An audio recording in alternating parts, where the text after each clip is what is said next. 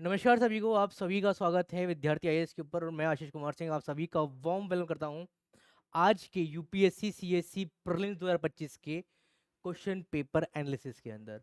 और जैसा हमने जीएस वन का पेपर देखा है अभी तक, तो अगर हम एक चीज़ देखें तो पेपर का जो लेवल है वो इजी टू मॉडरेट में। आप बिल्कुल ये भी नहीं बोल सकते कि बिल्कुल बहुत इजी आया, आप ये नहीं बोल सकते बहुत ज़्यादा हार्ड आया है। एंड अगेन अगर आप एक चीज़ देखें, करंट का वेटेज अगर हम देखें तो यहाँ पर ज़्यादा हमें देखने के लिए मिला है, और कोर सेक्शन को लिंक करते हुए चीज़ों को यहाँ पर ज़्यादा पूछा गया। अगर हम बात करते हैं साइंस एंड टेक के बारे में, या फिर आप स्पेस टेक्नोलॉजी देखें, या फिर अगर मैं बात करता हूँ पॉलिटी पॉइंट ऑफ व्यू से, या फिर अगर मैं बात करता हूँ जोग्राफिकल पॉइंट ऑफ व्यू से, या फिर इकोनॉमिकल पॉइंट ऑफ व्यू से, अगर हम एक चीज को देखें तो क्वेश्चन को maximum of the question are directly और indirectly link with the current affairs. तो वो एस्पिरेंट्स, क्योंकि मैंने एट द इनिशियल टाइम में बताया था, अगर वो एस्पिरेंट्स हैं जिन्होंने करंट के ऊपर मेजरली फोकस किया होगा तो उनका एग्जाम बहुत अच्छा गया होगा। और मैक्सिमम जो मेरी एनालिसिस बोलती है कि लास्ट 6 मंथ्स के करंट अफेयर्स पे ही मैक्सिमम फोकस किया गया है। एंड अगेन जो यहाँ पर एक मेजर डाउट था जो मुझे क्लासेस में देखने के लिए मिला कि सर ऑप्शंस को लेके कहीं ना कहीं सर जहाँ पर पेयर आ जाते हैं वहां पर हम क्या करें। तो पेयर में भी यहाँ पर काफी कम या फिर ना के बराबर हैं। ऑप्शंस इतने सही थे कि आप आराम से एलिमिनेट कर सकते थे। चलिए, तो मैं आज यहाँ पर polity, international relations and current affair के सेगमेंट्स को मैं लूंगा। बाकी रेस्ट जो अपनी अदर रेस्पेक्टिव फैकल्टीज हैं वो अपने अपने कोर्स सेक्शंस को लिंक अप करके अपना बेसिकली आपकी इस एनालिसिस को और आगे बढ़ाएंगे। चलिए, तो पहला क्वेश्चन हम देखते हैं और ये सेट बी है। Which one of the following launch the nature solution finance hub for the Asia and the Pacific. और ये जो है आपका, ये बेसिकली दिसंबर जनवरी की न्यूज़ है। और किसने किया था ये, अगर हम बात करते हैं तो ये एडीबी ने किया। किसने किया था? एडीबी ने किया था, ये ध्यान दीजिएगा। एशियन डेवलपमेंट बैंक इसका सही आंसर होगा। एंड अगर हम एक चीज देखें, लास्ट लास्ट जो यूपीएससी के एग्जाम में अगर मैं बात करता हूं from the CSC point of view से, या फिर सीडीएस पॉइंट ऑफ व्यू से and CAPF point of view से, यूपीएससी ने आपके एशियन डेवलपमेंट बैंक के ऊपर थोड़ा सा ज्यादा फोकस किया है। क्लियर। और इवन अगर मैं बात करता हूं लास्ट टू लास्ट आपके UP PCS and the BPSC exam का मतलब स्टेट पीसीएस भी यूपीएससी की ही पैटर्न को फॉलो अप कर रहा है। तो एशियन डेवलपमेंट बैंक काफी न्यूज में है और ज्यादा फोकस भी है, ये ध्यान दीजिएगा। नेक्स्ट क्वेश्चन के ऊपर हम बात करते हैं, ये ध्यान दीजिएगा कि consider the following statement. Panchayat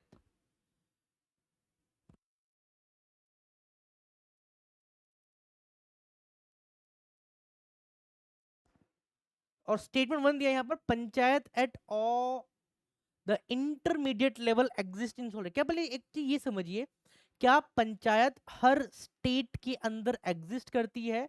yes और नो। दूसरा पॉइंट क्या दिया है, to be eligible to be a member of panchayat at the intermediate level a person should attain the age of 30 year. अच्छा, जब भी हम बात करते हैं पंचायत के बारे में तो मिनिमम एज कितना दिया है? 21 दिया है आपका, for a candidate point of view से, या फिर एक पार्टिसिपेट करने के लिए। क्लियर। और अगर हम बात के देखें कि जो मैक्सिमम एज है वो क्या है, वो नॉट डिफाइन है। ठीक है, तो ये भी ठीक है। और तीसरा पॉइंट क्या दिया है, the chief minister of a state constitutional a commission to review the financial position of panchayat. तो भाई स्टेट फाइनेंस कमीशन क्या करेगा फिर? Clear. Which of the statement given are is are not correct पूछा, यहां पर कौन सा स्टेटमेंट गलत है ये पूछा है आपसे। भाई पहला गलत है तो भाई बिल्कुल पहला सही होगा यहां पर, दूसरा भी सही है, और तीसरा मतलब अगर हम देखें ऑप्शन डी, क्या कह रहे हो आपका ऑप्शन बी, बताइए कौन सा होगा? Option D will be the right answer. यहां पर एक भी स्टेटमेंट सही नहीं है यहां पर। क्लियर। और पंचायत के अंदर अगर हम वोटिंग एज के बारे में बात करते हैं तो मिनिमम एज कितना है? मिनिमम एज 18 है, और मैक्सिमम एज क्या है आपका? वो नॉट डिफाइन है। क्या है वो? नॉट डिफाइन है, ये ध्यान दीजिएगा। चलिए, नेक्स्ट अब हम बात करते हैं बिम्स्टेक के बारे में। बिम्स्टेक अगेन जो आपकी रीजनल ऑर्गेनाइजेशन है आपका। एंड अगर हम देखें एशियान हो गया, और बिम्स्टेक न्यूज में था लास्ट 3 मंथ्स के अंदर।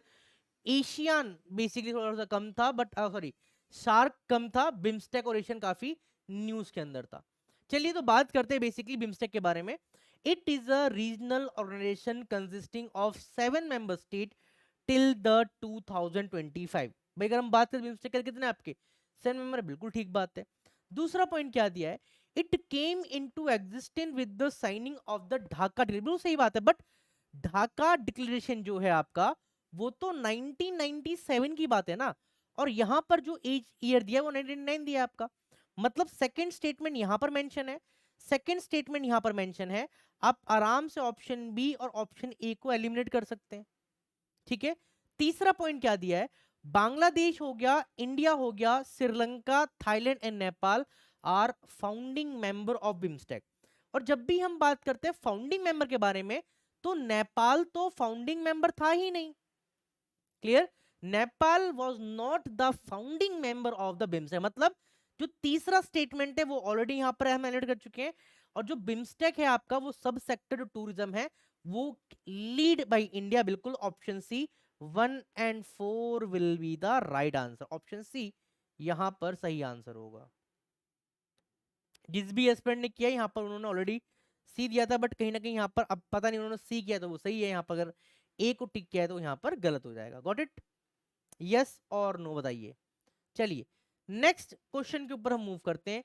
Who among the following are the member of the jury to elect the recipient of the Gandhi peace prize. Clear, और ऑप्शन क्या दिए, ए दिया है prime minister of president of India, option B दिया है PM, option C chief justice of India, option D दिया leader of opposition in Lok Sabha.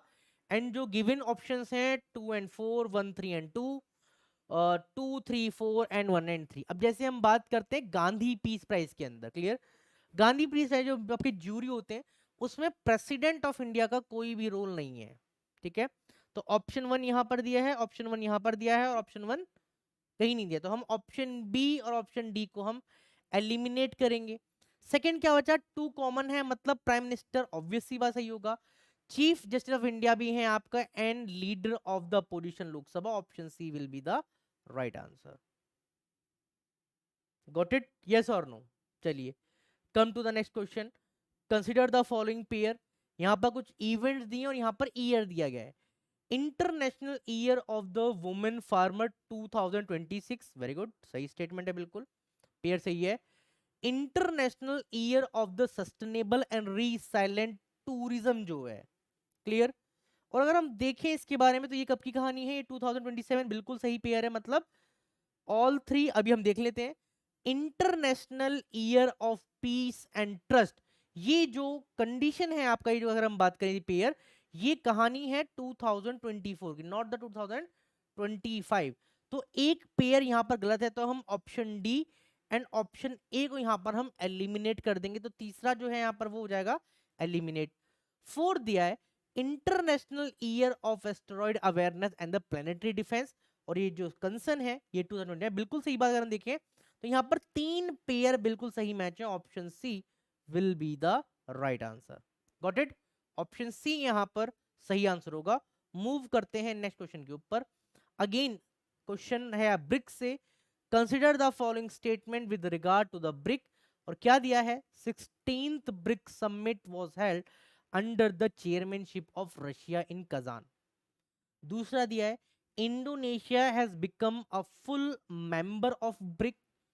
तीसरा यहां पर दिया है the theme of the 16th BRICS summit was the strengthening multiculturalism and just global development and security. कौन सा स्टेटमेंट यहां पर सही है, और ऑप्शन ए दिया है 1 and 2, option B 2 and 3, option C दिया है 1 and 3, ऑप्शन डी दिया है यहां पर 1 ओनली। अब थोड़ा सा अगर हम यहाँ पर हम बात करते हैं 16 ब्रिक के बारे में, तो ये चेयरमैनशिप कजान रशिया में होता है, ये स्टेटमेंट बिल्कुल सही है, पहला स्टेटमेंट बिल्कुल यहाँ पर सही है। हाँ, तो हम ऑप्शन बी को यहाँ पर हम क्या करेंगे, एलिमिनेट कर देंगे। अब देखिए इंडोनेशिया के बारे में अगर हम देखें, इंडोनेशिया को फुल मेंबर के बारे में अगर हम देखें तो ये कहानी है 2023 की, जब ब्रिक्स समिट हुआ था। कब की बात है, 2023 की बात है। बट अगर हम यहीं पर देखें जो ऑफिशियल अनाउंसमेंट है, किसके बारे में अगर हम बात करते हैं, ऑफिशियल अनाउंसमेंट के बारे में बात करते हैं, तो ये किया था ब्राजील ने। किसने किया था, ब्राजील ने किया था। और कब किया था, ये 2025 के अंदर किया है। और थीम बिल्कुल सही है, तो अब यहाँ पर देखना है कि आयोग किसको लेता है। अब इंडोनेशिया जो फुल टाइम जो मेंबर है ब्रिक का 23 में, बट ऑफिशियली जो अनाउंस किया 25 में। अब देखना है जैसे 24 के अंदर थोड़ा डिलेमा के अंदर क्वेश्चन को यहाँ पर कट कर देता। अब यहाँ पर जो मेरे अकॉर्डिंग है आपका वो यहाँ पर ऑल नहीं है, तो यहाँ पर मैं 1 एंड 3 को यहाँ पर मैं लिंक करूंगा यहाँ पर, ठीक है, 1 and 3। Got it a point. 1 and 3 according to the options वो यहाँ पर सही है, ये ध्यान दीजिएगा, क्योंकि यहाँ पर जो है वो ईयर मेंशन नहीं दिया है 16th ब्रिक के बारे में, क्योंकि आप देखिए क्वेश्चन में केवल ब्रिक दिया है। 16 ब्रिक सबमिट दिया होता तो शायद हम कह सकते थे कि दूसरा यहाँ पर, बट यहाँ पर क्लियरली स्टेट मेंशन है कि Indonesia has become a full member of brick. तो कंडीशन तो ये भी सही है आपका, बट देखना है कि क्या यहाँ पर आंसर यूपीएससी देगा। चलिए नेक्स्ट, अब हम बात करते हैं लोकपाल। अगेन ये काफी न्यूज में भी रहता है, एंड ये क्वेश्चन लोकपाल लोकायुक्त तो ऑलरेडी रिपीटेड क्वेश्चन है आपका। चलिए यहाँ पर हमें देखना है अगेन यहाँ पर कौन सा स्टेटमेंट यहाँ पर करेक्ट है, ये पूछा है हमसे। पहला point, the power of Lokpal applies to public servant of India. ये समझना है यहाँ पर, बिल्कुल सही बात है, पब्लिक सर्वेंट इंडिया पे इंप्लीमेंट है आपका, but not to the Indian public servant posted outside. क्या ये सही है आपका? नहीं, बिल्कुल गलत है, ठीक है। दूसरा पॉइंट क्या दिया है, chairperson or a member shall not be a member of parliament or a member of legislature of any state and union territory, and only the chief justice of India, whether incumbent or retire, has been the chairperson. The chairperson or a member shall not be a member of parliament. Again अगर आप देखें first जो लोकपाल थे, again chief justice थे यहाँ पर, ठीक है। मेंबर ऑफ लेजिस्लेचर भी become a Lokpal, member of parliament also become a Lokpal, clear, और अ यूनियन टेरिटरी। तो ये स्टेटमेंट अब आप देख ही पा रहे हैं यहाँ पर। तीसरा पॉइंट यहाँ पर क्या दिया है, यहाँ पर समझिएगा कि द चेयरपर्सन और a member shall not be a person of less than 45 year. अगर हम देखें कि यहाँ पर जो मिनिमम एज कितना है वो 45 ईयर मेंशन किया गया, मतलब तीसरा स्टेटमेंट यहाँ पर बिल्कुल सही है। तो अगर हम देखें कि यहाँ पर ऑप्शन सी और ऑप्शन डी को हम क्या करेंगे, यहाँ पर एलिमिनेट कर देंगे। And Lokpal can not inquiry into the allegation of corruption against a sitting prime minister of India. गलत कर सकते हैं आपका, बट एक्सेप्शन है कि कोई इंटरनेशनल कोई डील साइन हुई है, कोई ट्रिटी है आपका, उनको यहाँ पर एक्सक्लूड किया गया है, clear. But sitting prime minister के ऊपर अगर एलिगेशन है करप्शन का तो इंक्वायरी हो सकते हैं, ध्यान दीजिएगा। तो फोर्थ जो स्टेटमेंट है वो भी यहाँ पर क्या होगा, यहाँ पर गलत हो जाएगा। होगा ही नहीं होगा आपका, बताइए, क्लियर। अब अगर आप देखें यहाँ पर द चेयरपर्सन और a member shall not be a member of parliament और a member of the legislature of any state unity है ओनली द एंड ओनली चीज नहीं भाई, स्टेटमेंट ये भी गलत है आपका, only 3 will be the right answer, ठीक है, ऑप्शन ए। चलिए नेक्स्ट, अब हम बात करते हैं खेलो world cup, kho kho world cup के बारे में बात करते हैं। भाई पहली बार हुआ है, first kho kho world cup है, ठीक है, यस और नो, दिल्ली में हुआ है। और अगर हम बात करते हैं जो इवेंट है वो 13 से 19 जनवरी इंदिरा गांधी। अब सेकेंड स्टेटमेंट के बारे में हम जब देखिए पहला सही है तो हम दूसरे को यहाँ पर एलिमिनेट करेंगे। अब ये बोथ मेन एंड वुमेन दोनों में हुआ है। Indian man beat Nepal with the score of 78-40 in the final to became the world champion in men category. और दूसरा देखें कि Indian women beat Nepal with the score of 54-36 in the final to the become a world champion in women category. अब अगर आप एक चीज देखें, जब भी हम बात करते हैं मेन के बारे में, जो इंडियन जो खो खो की थी अगर देखें तो वो 54-36 से जीती है। एंड अगर हम बात करते हैं वुमेन के बारे में तो वो 78-40 से उन्होंने विन किया है। मतलब स्टेटमेंट तो क्या किया यहाँ पर, क्या कर दिया है, एक दूसरे से रिप्लेस कर दिया यहाँ पर। तो पहला जो स्टेटमेंट है यहाँ पर मेन के लिए, मेन का 54-36 था, तो ऑप्शन सेकंड यहाँ पर एलिमिनेट, और दूसरा यहाँ पर दिया है तो ये भी किया, और तीसरा भी क्या होता है, केवल option A will be the only one will be the right answer होगा यहाँ पर। Got it. चलिए नेक्स्ट अब हम बात करते हैं चेस के बारे में। 45th जो चेस ओलंपियाड था आपका, गुकेश ने बेसिकली, अगर हम बात करते हैं, and world youngest winner after defeating the Russian player, यहीं पर समझना क्लियर। बेसिकली यल्दिन जो किसी थे अजरबैजान के थे, उनको डिफीट किया था, मतलब पहला स्टेटमेंट यहां पर गलत है। एंड जो अभिमन्यु मिश्रा है, अमेरिकन चेस प्लेयर हैं, वो वर्ल्ड के सबसे यंगेस्ट क्या है, ग्रैंड मास्टर है, क्लियर। और उनको बेसिकली टाइटल है वो 12 ईयर 4 मंथ्स में ही मिल गया था। तो सेकंड स्टेटमेंट बिल्कुल सही है और पहला स्टेटमेंट यहां पर गलत है। Option B will be the right answer. Option B will be the यहां पर राइट आंसर होगा, ध्यान दीजिएगा। चलिए next again, pardoning power multiple time repeated, article 72 of the Indian constitution. ठीक है, बात कर लेते हैं पार्डनिंग पावर के बारे में। Consider the following statement regarding the pardoning power of the president of India. और ध्यान दीजिएगा कौन सा स्टेटमेंट यहां पर करेक्ट है, ये पूछा है हमसे। चलो, the exercise of this power by the president can be subjected to judicial review. ये ध्यान दीजिएगा, जब भी हम बात करते हैं पार्डनिंग पावर के बारे में, pardon power of president of India, यहां पर मैं दो स्टेटमेंट लिख रहा हूं, यहां पर समझना है आपको, यहीं साइड लग जाएगा, क्लियर। तो जो पार्डनिंग पावर है वो not completely immune to judicial review, clear. But अगर हम देखें तो लिमिटेड सुक्रिटी के लिए अगर हम देखें तो कंसर्न है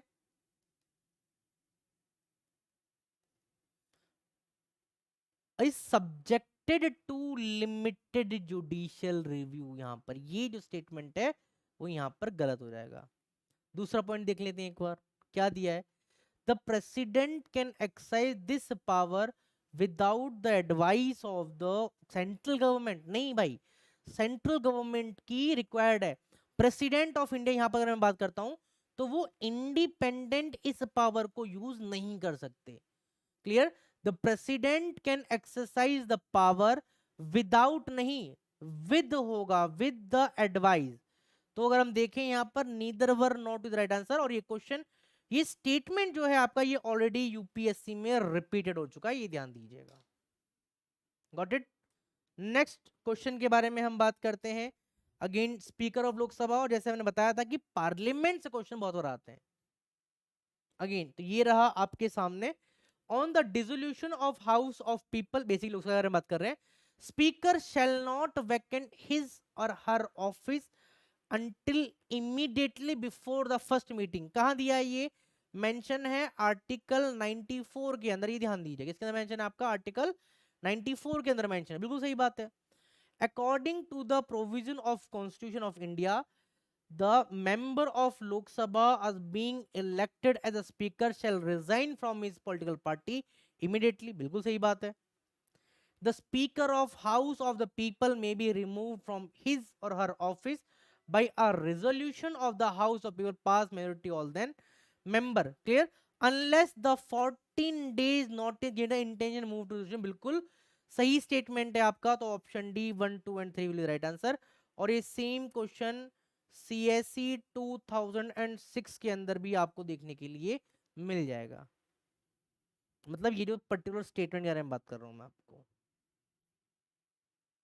चलिए अगेन अब यहां पर आया है बेसिकली शेड्यूल 10 डिस्क्वालिफिकेशन पूछ कर बात कर रहा है। If any question arising as whether a member of house of the people has become subject to disqualification under the 10th schedule, clear. तो बेसिकली यहां पर जो डिसीजन है ना, आपका ध्यान दीजिएगा, वो किसका, वो स्पीकर का फाइनल माना जाता है, प्रेसिडेंट डिसीजन नहीं। भाई स्टेटमेंट यहां पर गलत है। And there is no mention of the word political party in the constitution of India. संविधान के अंदर जो आपके पॉलिटिकल पार्टी वर्ड है, ये कहीं पर भी मेंशन नहीं किया गया है। तो ये स्टेटमेंट बिल्कुल सही है। ओनली जो सेकंड स्टेटमेंट है, करेक्ट पूछा ना हमसे, only B will be the right answer. Got it a point, yes और नो। क्या होगा ऑप्शन, अगर हम बात करते हैं ऑप्शन जो बी है वो यहां पर केवल सही है, ये ध्यान दीजिएगा, क्लियर। चलिए नेक्स्ट क्वेश्चन के ऊपर हम मूव करते हैं, ध्यान दिए, consider the following statement. Statement 1 क्या दिया है? In India state government have no power for making rules for grant concession in respect of extraction of minor mineral. Clear?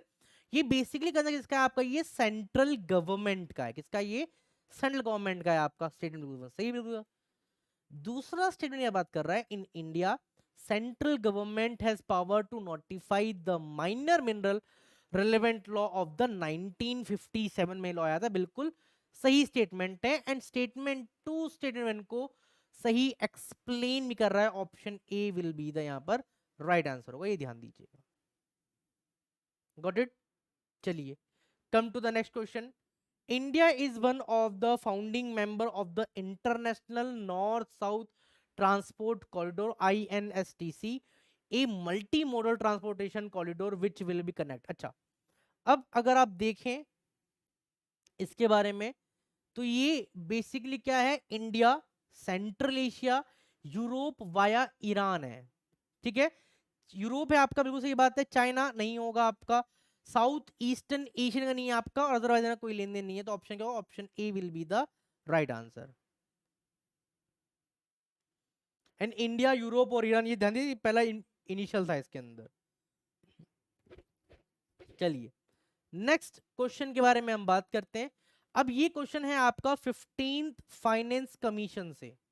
ठीक है, which of the following statement with regard to the recommendation of the 15th finance commission of India are current. अब देखिए, मैं आपको इस question को केवल दो ही चीजें बताऊंगा कि लिमिटेड चीज से भी काम चल जाता है। अब अगर आप देखें कितना पैसा सेंक्शन किया है, नहीं किया है, ये चीज तो ऐसी है कि ब्लू डाटा समझ से बाहर हो जाता है। बट यूनियन और स्टेट का जो शेयर है, क्लियर, अगर केवल देखूं तो आप यूपीएससी का या स्टेट पीसी से कोई सवाल देखिएगा, जो बेसिकली इस पर फ्रेम हुआ है, हमेशा रेशो पूछा गया है। क्लियर? कितना परसेंटेज स्टेक शेयर किया गया है? तो कितना था भाई? इसमें 41% था आपका। 41% of the net proceed of union taxes are share the state, और यहां पर दिया है 45। मतलब जो सेकेंड स्टेटमेंट है वो यहां पर गलत है। तो सेकेंड यहां पर दिया है, सेकेंड यहां पर दिया है, और सेकेंड यहां पर दिया। तो हम ऑप्शन डी, ऑप्शन बी और ऑप्शन ए को क्या करेंगे? यहां पर हम एलिमिनेट कर देंगे। Option C will be the right answer. Clear? Physical power ठीक है आपका 4800 करोड़ था एजुकेशन आउटकम्स के लिए, बट सेकेंड स्टेटमेंट बिल्कुल क्रक्स है आपका, ये ध्यान दीजिएगा। और मैं हमेशा कहता हूं भाई, पीवाईक्यू उसको देखिए, आपको एग्जैक्टली पता चलेगा कि किस सब टॉपिक पे क्वेश्चन कहां से पूछे जा रहे हैं। चलिए, move to the next question. यहां पर यूपीआई के बारे में हम बात करते हैं। जस्ट वेट फॉर सेक।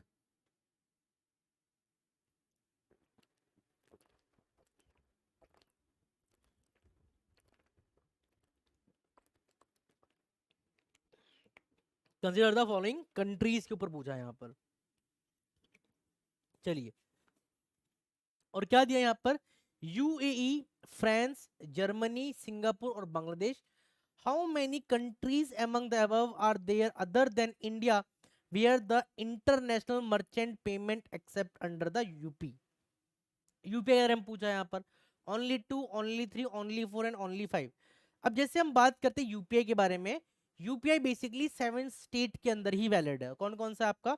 मतलब एक्सक्लूडिंग इंडिया। इंडिया देख ले तो आपका 8 हो जाएंगे यहाँ पर। तो सबसे पहले हम बात करते हैं यहाँ पर फ्रांस है, ये ध्यान दीजिएगा। ठीक है, श्रीलंका है दूसरा। तीसरा अगर हम बात करते हैं तो यूएई है।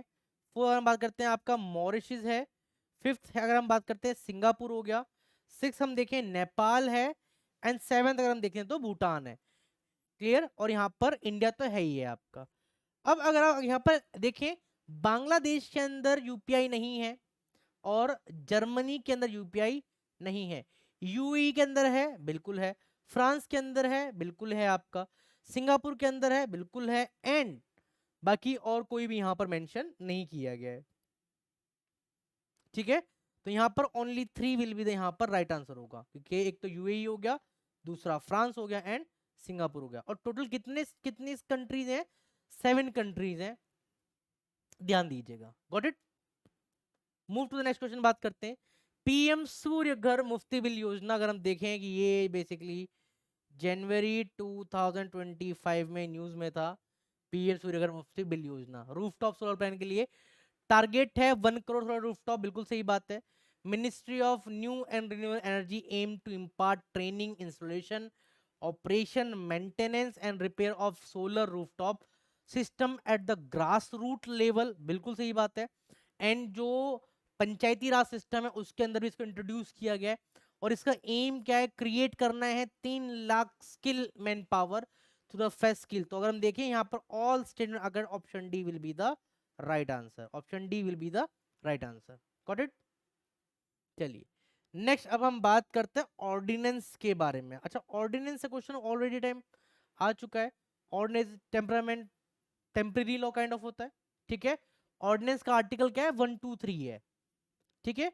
अब an ordinance can amend any central act, बताइए क्या ऑर्डिनेंस कभी भी सेंट्रल एक्ट को अमेंड कर सकता है? बिल्कुल कर सकता है, बिल्कुल सही बात है। ऑर्डिनेंस के ब्रिज ऑफ फंडामेंटल राइट, नहीं भाई ये स्टेटमेंट यहां पर गलत है। सेकंड यहां पर मेंशन है, सेकंड यहां पर मेंशन है, और सेकंड यहां पर मेंशन है, तो आप ऑप्शन डी, ऑप्शन बी और ए को एलिमिनेट कर सकते हैं।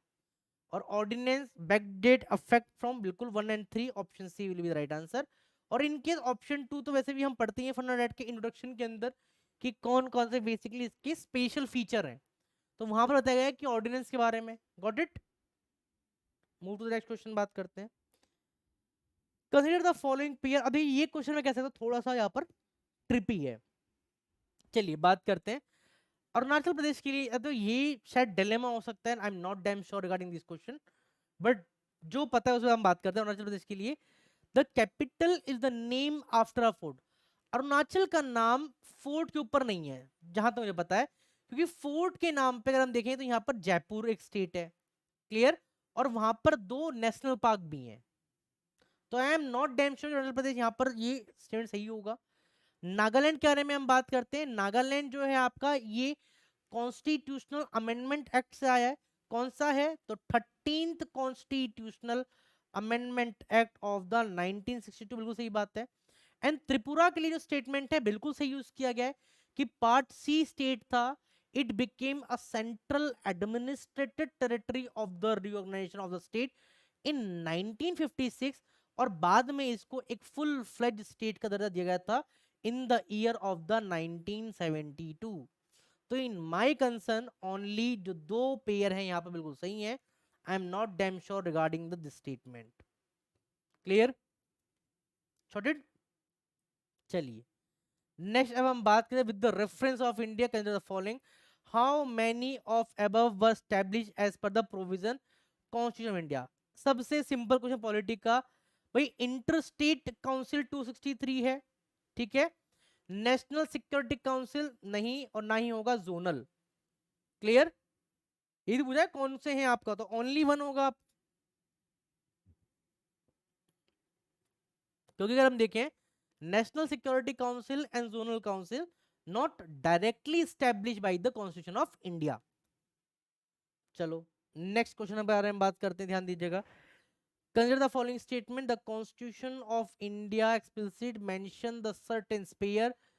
अब जो यहाँ पर एक टर्म जो स्पेसिफिसिटी दिया है एंड सर्टेन स्पेयर दिया है, the governor of state act his her own description, मतलब अपने विवेक से काम कर सकता है, बिल्कुल सही बात है भाई, दिया है ना उसको।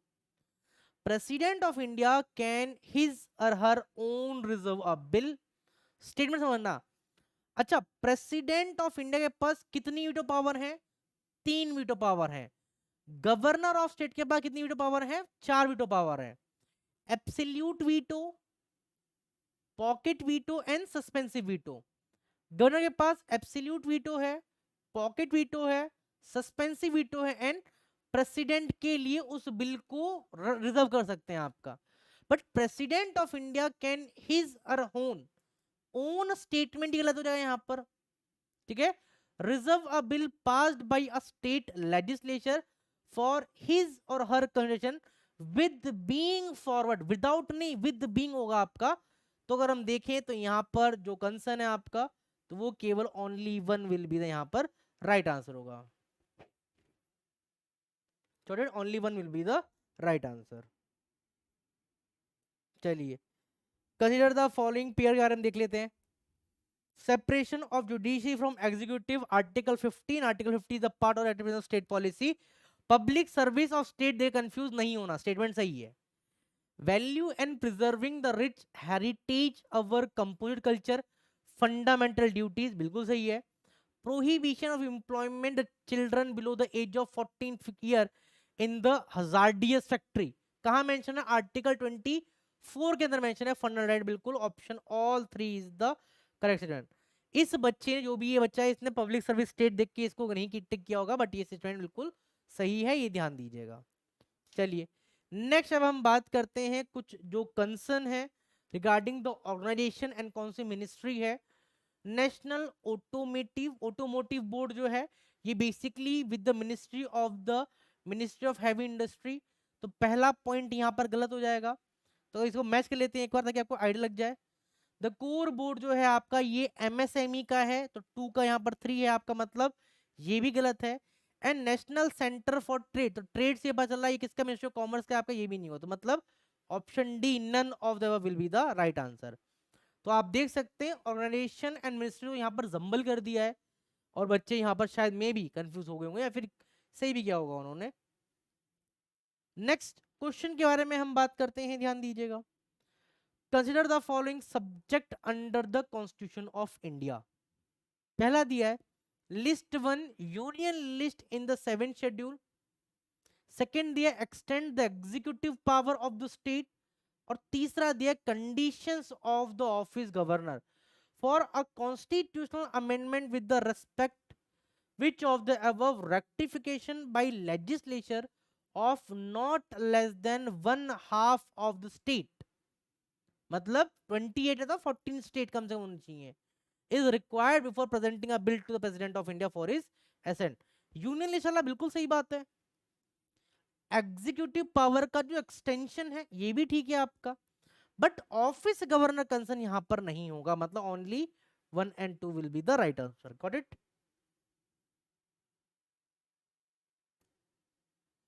चलिए नेक्स्ट क्वेश्चन पर मूव करते हैं। With the reference to Indian polity consider the following statement.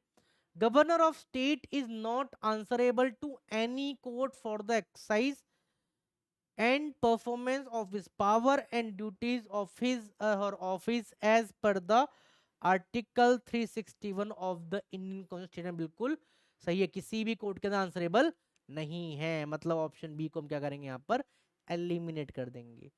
No criminal proceeding shall be institute और कंटिन्यू अगेंस्ट द गवर्नर, बिल्कुल उनके टर्म के दौरान governor and president of India, बिल्कुल सही स्टेटमेंट है, तो option C eliminate. The member of state legislature are not liable to any proceeding in any court in respect to anything said within the house, exactly option D will be the right answer। Got it? Next question के ऊपर हम move करते, ध्यान दीजिएगा। Consider the following activities में आप देखें, production of crude oil, refining, shortage and distribution of petroleum, marketing and sale of petroleum, and production of natural gas. How many of the above activities are regulated by the Petroleum and Natural Gas Regulatory Board in our country? ये ध्यान दीजिएगा। जैसे हम बात करते हैं PNGRB, petrol and natural gas regulatory board के बारे में हम बात करते हैं, ध्यान दीजिएगा। Production of crude and natural gas जो है आपका, ये क्या है, ये कंसिडर नहीं है इसके अंदर, क्लियर? ये क्या है, ये एक्सक्लूड है। क्या है ये? एक्सक्लूड है आपका। तो हम ऑप्शन 4 और ऑप्शन 1 को यहां पर हम एलिमिनेट कर देंगे, ठीक है? तो ऑल 4 एंड ऑल 3 का स्टेटमेंट तो यहां पर गलत ही हो गया है। अब रिफाइनिंग हो गया, स्टोरेज हो गया, डिस्ट्रीब्यूशन पेट्रोलियम हो गया, मार्केटिंग हो गया, एंड सेल ऑफ पेट्रोलियम इसके अंदर इंक्लूड है, मतलब only 2 will be the right answer, ठीक है? एंड लास्ट क्वेश्चन है फ्रॉम माय साइड।